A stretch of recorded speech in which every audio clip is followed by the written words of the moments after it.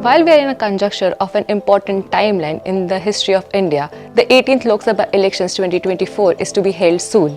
India being world's largest democracy, as we all know, people from various social groups and diverse backgrounds participate in this crucial event to elect their representative. We at Center of Excellence in Public Policy, Sustainability and ESG Research are willing to take an initiative to address the concern and doubts of first-time voter. Central to this, a webinar, The Dance of Democracy, Dilemma of a First-Time Voter by Dr. Mukul Saxena is to be held on 23rd of April 2024.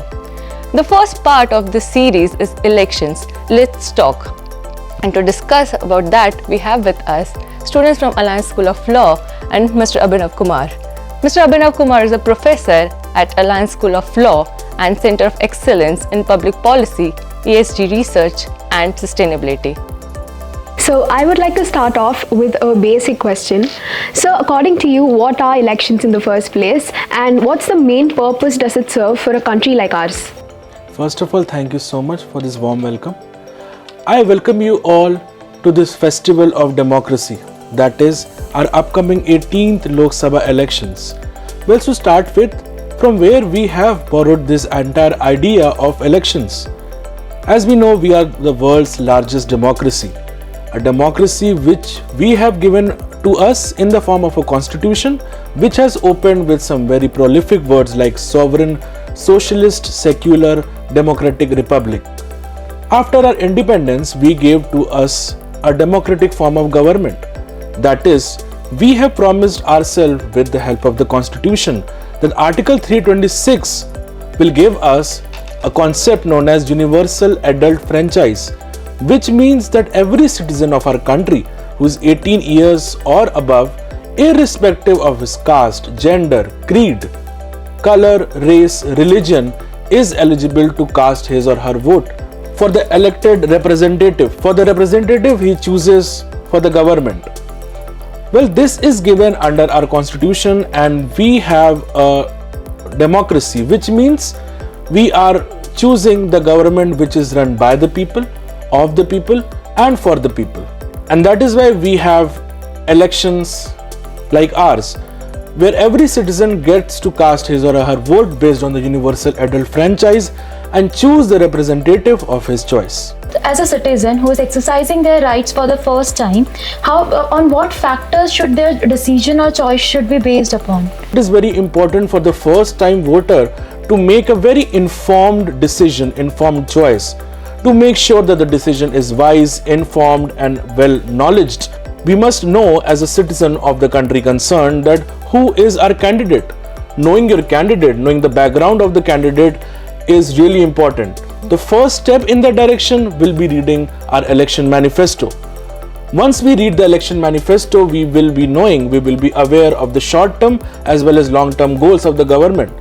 Also, we will be knowing what are the promises, what are the socio-political, economic and cultural challenges that the candidate is ready to address us. And hence it is important that every citizen who is about to cast the vote is aware about the choices he makes, is aware of the various stigmas and the issues that are plaguing the society, and how his or her contribution towards it can make the significant difference. Sir, so in India we follow democracy, right? So, and the leader chosen through democracy is said to be the choice of the majority. However, from the past elections we see that the winning party does not win with 50% majority. So sir, according to you, how do you think democracy plays in a situation like ours? To answer this, we must go through this very important concept that exists and based on which we have our electoral system, and that is known as first past the post system. Well, our country, which has, as you know, is the largest democracy with so many different cultural, territorial and social challenges, what we do exactly is we divide our entire demography and geography into various different geographical units, which are popularly known as constituencies. Now, once we have a constituency, we have each candidate representing that constituency. Once we see that this particular candidate is representing a constituency, we simply go ahead and vote that person. Now, this is one of the most simplest forms, but also this doesn't ensure that that person or that political party will be getting the maximum share of votes. It simply means that if that person casts or receives the first past the post, and that will in itself mean that that person wins the election in simple margin with the help of a very simple margin, which means that that person wins that particular seat on which he is contesting. So many benefits of this first past the post system, one of them being the familiarity, because we say that we must know our candidate, and over here we have an informed choice. We know the familiarity, the easiness, the convenience of going out there and casting the vote, which makes it a very healthy process for our democracy. Oh, sir, thank you for explaining that. But are there any drawbacks of the system as well? Well, absolutely, because to every green side there are always grey areas, and when we talk about the first past the post system, we have been seeing since many years now through many elections that there have been various communal politics, there have been various local challenges which haven't been addressed, there have been unnecessary coalitions from the smaller groups, smaller parties, which ultimately leads us to not a very favorable and healthy outcome. And that is why, coming to your original question, that we are not able to receive the maximum votes or maximum share in the votes by the winning party. So that is why we see there is a regionalism, there is an embedded corruption that is there because of the system itself. Sir, as you mentioned about the corruption and other practices, how as a citizen we can be aware of the unfair practices or the electoral malpractices going around us?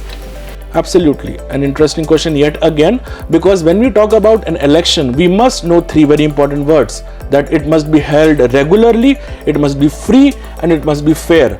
I must give example of two very pertinent countries. When we talk about free elections, the first example that we talk about is how not to conduct an election, and that is China. We know that that particular elections which is held in the People's Republic of China is just to vote that one single party. There is no choice that the citizens have, the voters have, and they have to necessarily and ultimately choose that party, which is not even a choice that is given to them.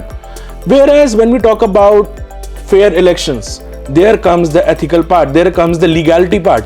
And I'd like to take the example of Mexico, which has always been in the news for not being able to conduct elections in a free and fair manner. There have been illegal treatments, there have been illegal ways, illegal practices like use of unnecessary public funds, booth capturing, etc., which ultimately makes us into or takes us into a malpractice, and which results in what we call it the free and fair elections, which must be followed. So transparency, accountability, and public participation are a must, which we must seek and follow in the elections like ours. So that was very, very informative, and I'm pretty sure we'll be covering more of this in our upcoming webinar. Our vote matters, every vote matters. So let's go out and vote.